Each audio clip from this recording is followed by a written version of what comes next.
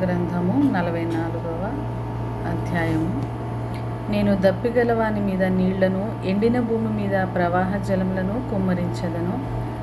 నీ సంతతి మీద నా ఆత్మను కుమ్మరించదను. నీకు పుట్టిన వారిని నేను ఆశీర్వదించదను. నీటి కాలువల యొద్ద నాటబడిన నిరవంజి చెట్లు గడ్డిలో ఎదుగునట్లు వారు ఎదుగుదురు. కీర్తనలు 92వ అధ్యాయము 12వ వచనం. నీతిమంతులు ఖర్జూర వృక్షము వలె మొవ్వ వేయుదురు. లెబానోను మీది దేవదారు వృక్షము వలె వారు ఎదుగుదురు. యెహోవా మందిరంలో నాటబడిన వారై వారు మన దేవుని ఆవరణములలో వర్ధిల్లుదురు.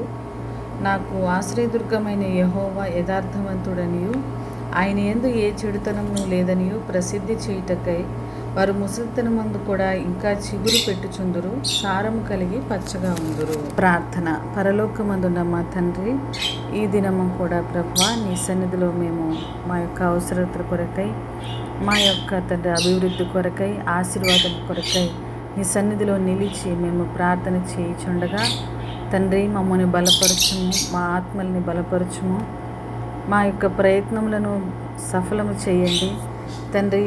మేము చేయు ఆలోచన అంతటిలో కూడా నీవు మాతో ఉండి మమ్మల్ని నడిపించండి. అభివృద్ధి కలగజేసుకున్నట్టుకై కావలసినటువంటి సహాయమును నీ పరలోకము నుంచి మాకు పంపించమని వేడుకుంటున్నాము. నీ దూతలను పంపించండి ప్రభువా. నిన్ను ప్రేమించి వారికి సమస్తమును సమకూర్చబడి జరిగించబడునని చెప్పుచున్నావు గనక ప్రభువా మేము నిన్ను ప్రేమించు నీ సన్నిధిలో ప్రార్థన చేయుచున్నాము. మాకు తండ్రి మేము ఆశీర్వాదం పొందుటకై కావలసినటువంటి ప్రతి సహాయమును ప్రభువా నీ సన్నిధి నుంచి మాకు పంపించమని వేడుకుంటున్నాము. నీ దూతలను మాకు సహాయంగా కూడా పంపించండి తండ్రి.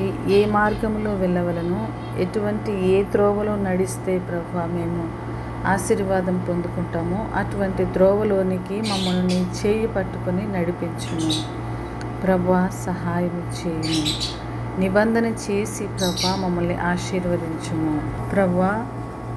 భక్తిహీనులు వరద వలె కొట్టుకుపోయినట్టు మేము కొట్టుకుపోకుండా ప్రభువా ఇసుక మీద మా ఇల్లు కట్టబడకుండానట్లుగా రాతి నేల మీద మేము కట్టబడి స్థిరమైన నమ్మకమైనటువంటి జీవితాలను మేము కలిగి ప్రభువా మేము ఈ లోకంలో స్థిరపడి జీవించి అనేకులకు మేము ఆశీర్వాదకరంగా ఉండునట్లుగా స్థిరమైన జీవితమును, బలమైన జీవితమును, ఫలభరితమైన జీవితమును ప్రభువా మాకును మా సంతానమునకు దయచేయము. బలవంతులైన వారి చేతిలో నుంచి మమ్మల్ని విడిపించుము ప్రభువా. కీడు నుంచి మమ్మల్ని విడిపించుము, శ్రమల నుంచి మమ్మల్ని విడిపించుము. ప్రతిదినము లేచి ప్రభువా నీ సన్నిధిలో మేము ఉత్సహించి సంతోషించుటకు ప్రతి ఉదయమున నీ కృపతో మమ్మను తృప్తిపరచుము ప్రభువా. కీడు నుంచి మమ్మల్ని తండ్రి, అనారోగ్యము నుంచి, శ్రమల నుంచి, బాధ నుంచి ప్రభువా మమ్మల్ని విడిపించుము.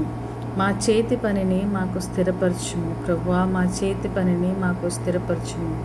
మా దేవుడైన యెహోవా నీ ప్రసన్నత మా మీద ఉంచుము.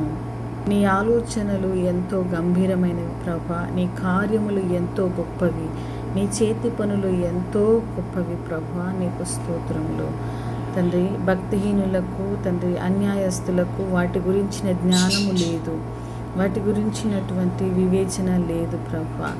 అందుకోసమే తండ్రి నిన్ను నమ్మిన వారు చిగురిస్తారని చెప్పావు ప్రభా. గడ్డి వలె చిగురుస్తారని చెప్పావు తండ్రి.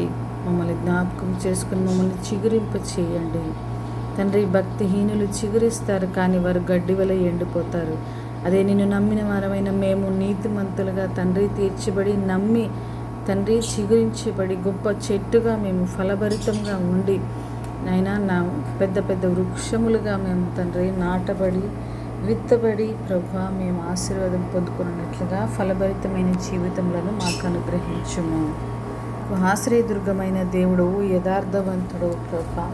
నీ ఆవరణములో, నీ యొక్క సన్నిధిలో ప్రభా, నీ యొక్క కాపుదలలో మేము వర్ధిల్లునట్లుగా సహాయం చేయి. ఏ చెడుతనమునకు ప్రభా మా హృదయంలో చోటు లేకుండా ప్రభా మేము నీతితోనూ, యథార్థతతోనూ, మంచితనముతోనూ చిగురు పెట్టుచుండినట్లుగా మాకు సహాయం చేయము. మా జీవితములు పచ్చగా ఉండడానికి సహాయం చేయండి ప్రభా. దేవదారు వృక్షం వలె మేము ఎదుగునట్లుగా, ఖర్జూర వృక్షం వలె మేము మొవ్వ వేయినట్టుగా తండ్రి మా జీవితంలో ఫలభరితం చేయమని వేడుకుంటున్నాము.